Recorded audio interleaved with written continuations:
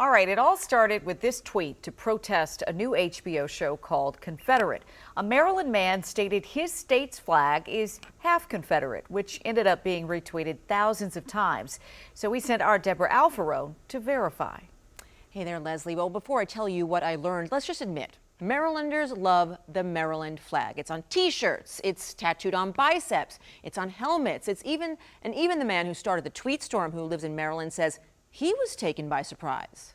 I didn't even know when I started looking up that the Maryland flag had any Confederate ties at all. For those who don't know, and that included me, the red and white stands for the Crossland coat of arms, the black and gold for the Calverts. Who are they?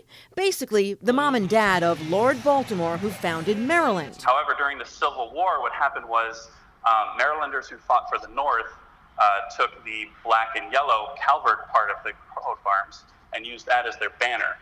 And the Marylanders who were secessionists and who sided with the Confederacy took the red and white portion, which is called the Crosslands banner.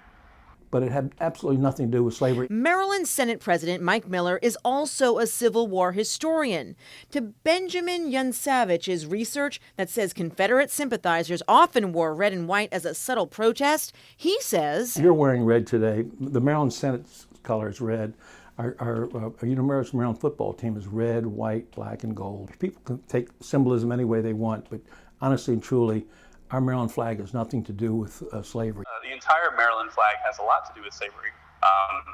Calvert himself owned slaves, so both portions of the flag actually have to do with slavery. But the distinction that I'm making is that the Confederates championed the red and white part of the banner so much that it actually became illegal in Baltimore to fly that flag or wear those colors.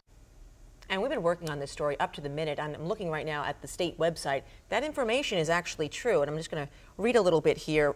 Following Lincoln's election in 1861, red and white secession colors appeared on everything from yarn stockings to children's clothing, and people displaying these red and white symbols of resistance were vigorously prosecuted by federal authorities. There's just so many layers to this story, Leslie. Very complicated. It is. But what I'm hearing you say is there is a reference to the Confederacy in those red and white colors that appear in the Maryland state flag. And you can find it right on the website as well. All right, we know there will be continued talk, debate yes. about this. Absolutely. All right,